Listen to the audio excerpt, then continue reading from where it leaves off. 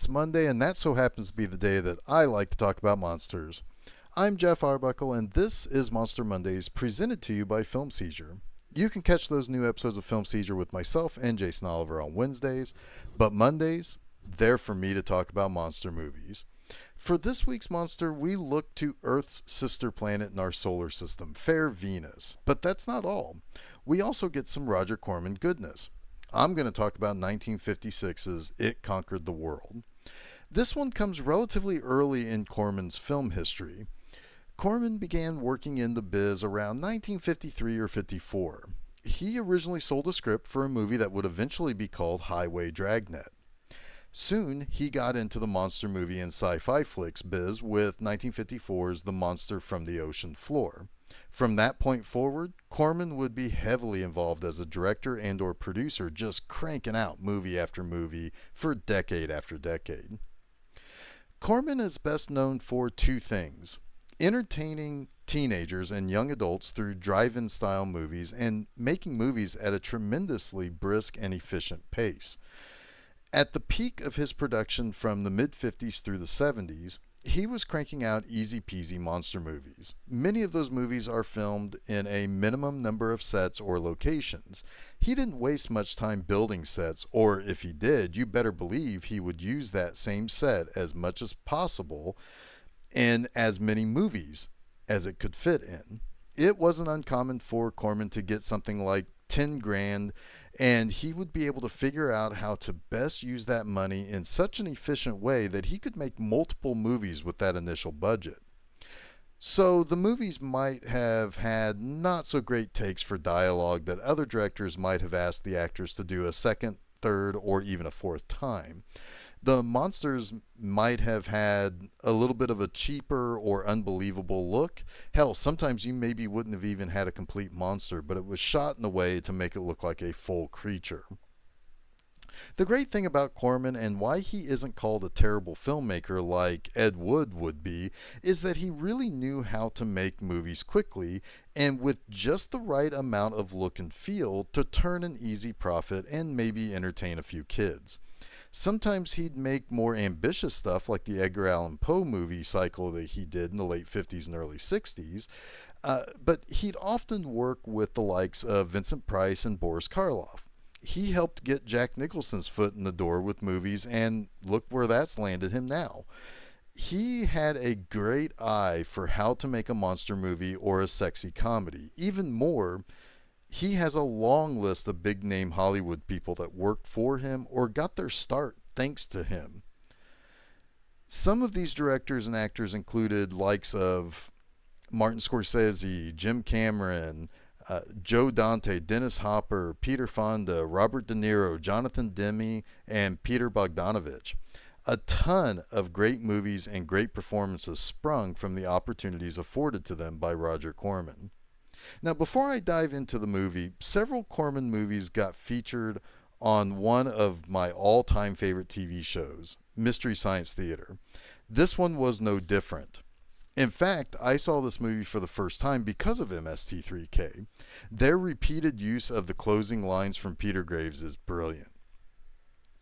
The movie is about Lee Van Cleef's Dr. Anderson, and he's a scientist who's been working for the army and the government and not really digging his life. He's frustrated over the twisting of science to do objectively bad things. He was involved with Peter Graves' Dr. Nelson in some satellite project. Now, Dr. Anderson ends up being contacted by radio, and he starts communicating with a Venusian invader that's triangular in shape with scary teeth and some lobster claw hands and stuff. But shortly after the alien monster guy lands, electricity and radio communications beyond Anderson's direct line to the Venusian are all sent into goofy kind of shutdown mode and everything like that. Now, Anderson gives the invader 8 names, including his wife, Dr. Nelson, and Nelson's wife. Apparently, this is for the Venusian to create control devices. So the invader dude starts crapping out these ooky spooky bat things, and when the bats fly around, they attach themselves to the neck of a person and inject them with a device that essentially assimilates the person and makes the target a slave to the Venusian invader.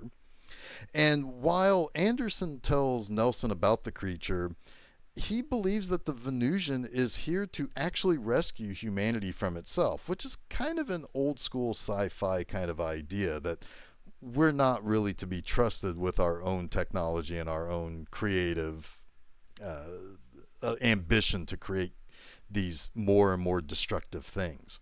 So Anderson just basically threw in with the monster alien and acts pretty smug about it.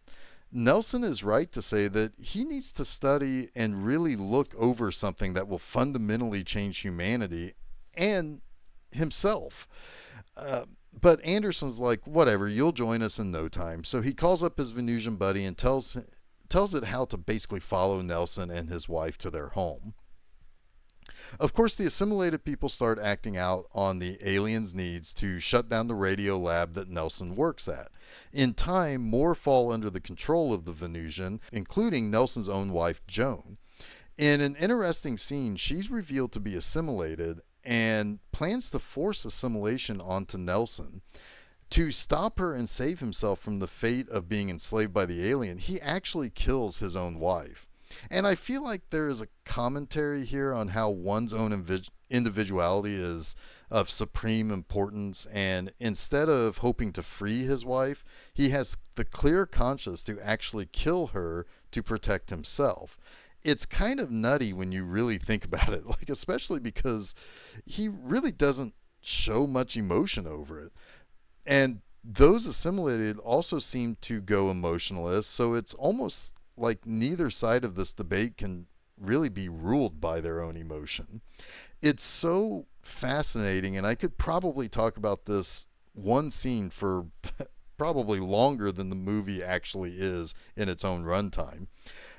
Couple that with a fairly gruesome scene in which a female scientist is strangled to death by her assimilated colleagues, and there's this concept about killing something you love to protect yourself, and a chilling murder scene that stand out in this relatively run-of-the-mill kind of sci-fi monster movie for teens.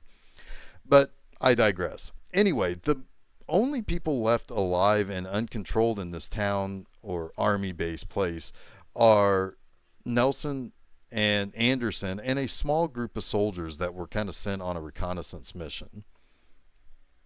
And then there's also Anderson's wife Claire, who also isn't under control of the Venusian either. So fed up with this shit and her husband's crap, she decides that she's going to go down to the cave where the Venusian is hanging out and stick a shotgun up its ass and pull the trigger. She is ultimately killed by the alien, which finally shakes Anderson back to his senses due to losing everything he holds dear. And he sacrifices himself to destroy the alien. And in the final moments of the movie, Nelson makes a flowery observation about his misguided and recently deceased friend. He learned almost too late that man is a feeling creature. And because of it, the greatest in the universe. And he learned too late for himself that men have to find their own way to make their own mistakes. There can't be any gift of perfection from outside ourselves. And when men seek such perfection,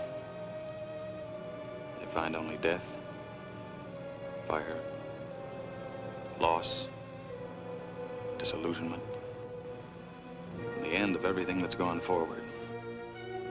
Men have always sought an end through toil and misery. If it can't be given, it has to be achieved. There is hope, but it has to come from inside, from man himself.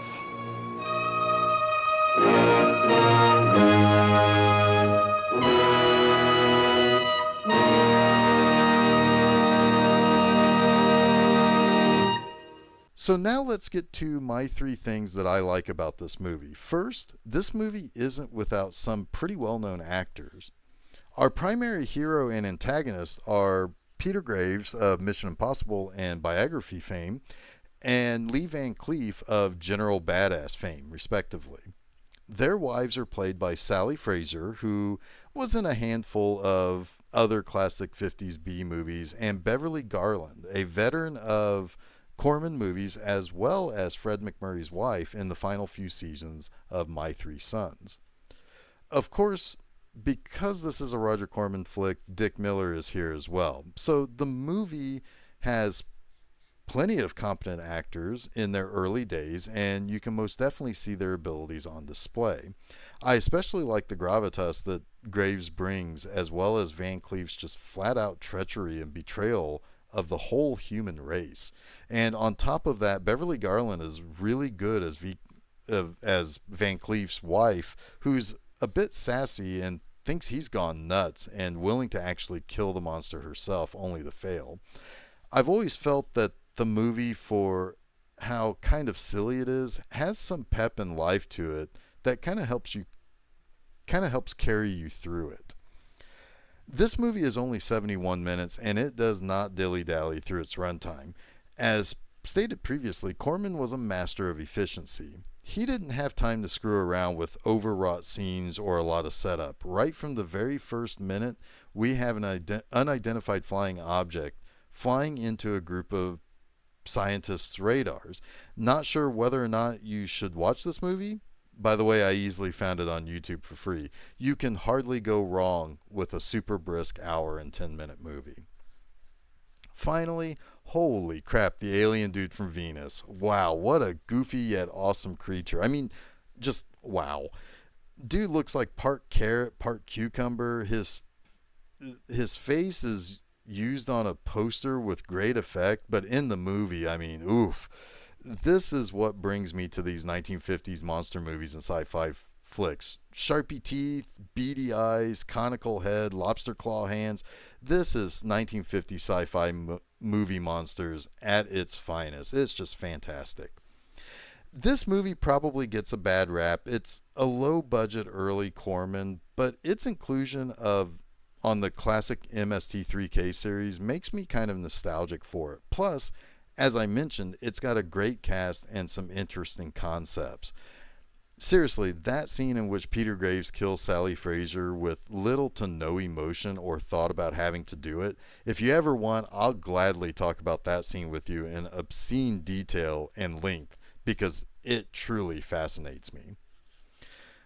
That wraps up this week's Monster Mondays. Until next week, I'll see you later, and don't forget to check out new episodes of Monster Mondays every Monday, and new episodes of Film Seizure each and every Wednesday at filmseizure.com, as well as check out new posts at my website, bmovieenema.com, each Friday morning.